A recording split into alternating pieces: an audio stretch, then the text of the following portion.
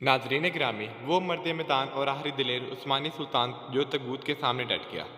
जी हाँ, हम बात कर रहे हैं सुल्तान अब्दुल हमीद सानी की। वो अजीम सल्तनत जिसके जद्द अमजद जनाब अर्तुगरुल थे और जिसके बानी सुल्तान उस्मान खान थे। वो सल्तनत सुल्तान अब्दुल हमीद के दौर में ज़वाल का शिकार हो चुकी थी। 600 साल गुजर जाने के बाद भी और बैरूनी कर्जों में डूबी इस सल्तनत की बागडोर को जिस दानिशमंदी से सुल्तान अब्दुल हमीद ने संभाला, वो आपकी अजमत की मुँह बोती दलील है। नाजरीन ग्रामी, इस दौर में औरतें रात के वक्त सड़कों पर घूमती थीं। इनमें से अक्सर ने एरियन लिबास जेबतन किया होता और बाहिजाब होने की रवायत तो जैसे यकसर पुष्ट डाल दी गई थी। सुल्तान अब्दुल हमीद ने औरतों की बेपर्दगी के खिलाफ सख्त इकदाम उठाए। 3 अक्टूबर 1883 को एक सरकारी हुक्मनामा जारी किया गया, जिसके तहत खवातीन को 1 माह की मोहलत दी गई। इसके बाद भी अगर कोई औरत पर्दा ना करती तो पुलिस को अहकाम जारी किए गए कि इसे बजरू पर्दा करवाया जाए।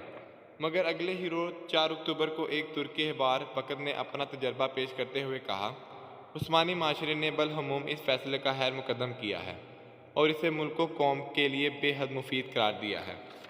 नाजरीन ग्रामी, सुल्तान मोहतरम के बारे में तरीक़ सिफ़ात में एक ऐसा भी वाक़या मिलता है जब खिलाफत उस्मानिया के बितल जलील खलीफा अब्दुल हमीद ने पूरे कुफर के हैवानों को लिरदा कर रख दिया था।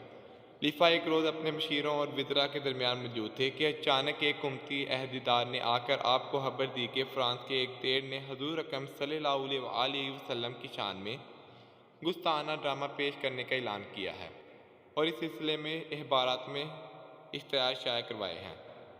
ये खबर सुनते ही सुल्तान का रंग गुस्से से सुर्ख हो गया। आपने फ्रांस के सफ़ीर को फ़ौरन तलब करने का हुक्म दिया। यूं ही फ्रांसी सफ़ीर इसके सामने हाजिर हुआ तो इसे सुल्तान की हालत देखकर अंदाज़ा हो गया कि इसे बिला वजह तलब नहीं किया गया। सुल्तान ने फ्रांसी सफ़ीर की आंखों में आंखें डालकर नहायत सफ़ा खाना लहजे में इसे कहा कि अगर तुमने इस ड्रामे को ना रोका तो मैं तुम्हारी दुनिया तबाह कर दूंगा। ये कहकर सुल्तान ने इश्तिहार वाला अखबार फ्रांसी सफ़ीर की तरफ उछाल दिया।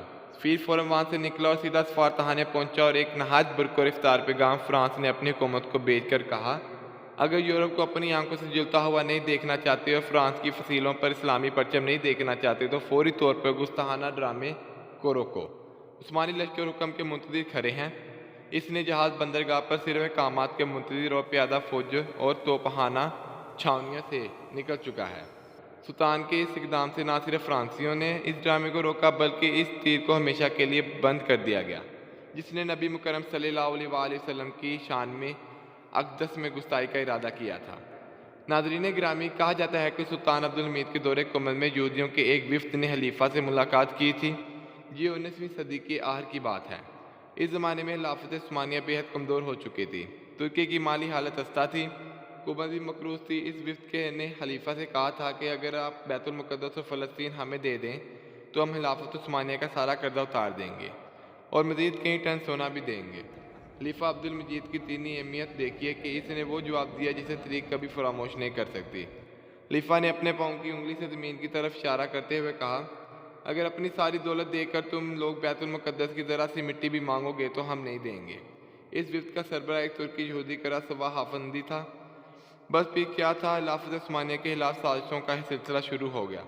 चनाचा चंद बरसों बाद जो शख्स मुस्तफ़ा कमाल पाशा की तरफ से खिलाफत उस्मानिया के हाथ में का परवाना लेकर खलीफा अब्दुल हमीद के पास गया था, वो कोई और नहीं बल्कि यही तुर्क यहूदी करासवा आफंदी ही था।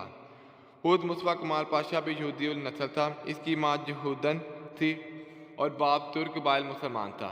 दोस्तों, मुस्तफ़ा कमाल पाशा तातरुक वाकई यहूदी था। आपको क्या लगता है? कमेंट्स के जरिए अपनी राय का इज़हार करें। खलीफा से दो टोक इनकार के बाद अब यहूदियों ने उस्मानियों की जड़ें काटने के मंसूबे यानी यंग तुर्क नामी खुफिया तंजीम की बुनियाद रखी। इस तंजीम में अक्सरियत इस तुर्की नौजवानों की थी जो खिलाफत दुश्मन सरगर्मियों के बायस फ्रांस, बरतानिया या स्विट्ज़रलैंड में मुकीम थे। इस तंजीम का मरकज़ी दफ्तर पेरिस में कायम किया गया। आहिस्ता आहिस्ता इस यंग तुर्क नामी सियासी तंजीम ने अपना असर और रसूख उस्मानी फ़ौज में भी बढ़ा लिया। जब ये जमात सल्तनत उस्मानिया की फ़ौज के अहम अहदेदारों में से अक्सर को अपने साथ मिला चुकी तो इसने सुल्तान अब्दुल हमीद को मजबूर किया कि वो सल्तनत को एक जमहूरी हुकूमत में तब्दील कर दें। बैरूनी मुल्क यंग टर्क्स और इकलीतों के दबाव के सबब सुल्तान ने 1908 ईस्वी में सल्तनत उस्मानिया में पार्लियामेंट का इफ्तिताह किया और आपने बहुत से इख्तियारात जमहूरी हुकूमतों के हवाले कर दिए। लेकिन जल्द ही इन जमहूरियत पसंद अनासिर की साजिशें रंग लाने लगीं اور سلطنت میں ہر جگہ ہر شعبے میں ابھرتی پھیلنا شروع ہوگی۔ یہ دیکھتے ہوئے ملک کے قدامت پسند حلقوں کے نے بغاوت کر دی۔ نوجوان ٹرکس نامی تنظیم کے نوجوانوں کو چن چن کر قتل کیا جانے لگا، مگر جلد ہی عثمانی فوج نے، جو کہ جمہوریت پسند عناصر کے حق میں تھی، اس بغاوت پر قابو پا لیا۔ اب سلطان عبدالحمید پر باغیوں کی امداد کرنے کا الزام عائد کر کے انہیں معزول کر دیا گیا۔ 1918 میں آپ اسی قید کے دوران جہان فانی سے رخصت ہو گئے۔ خدا تعالیٰ آپ پر اپنی رحمتوں کا نزول فرمائے، آمین ثم آمین۔ ویڈیو اچھی لگی ہو تو اسے لائک کریں اور انفارمیٹو ویڈیو کو دوستوں کے ساتھ بھی شیئر کریں اور سبسکرائب ضرور کریں۔ اللہ حافظ۔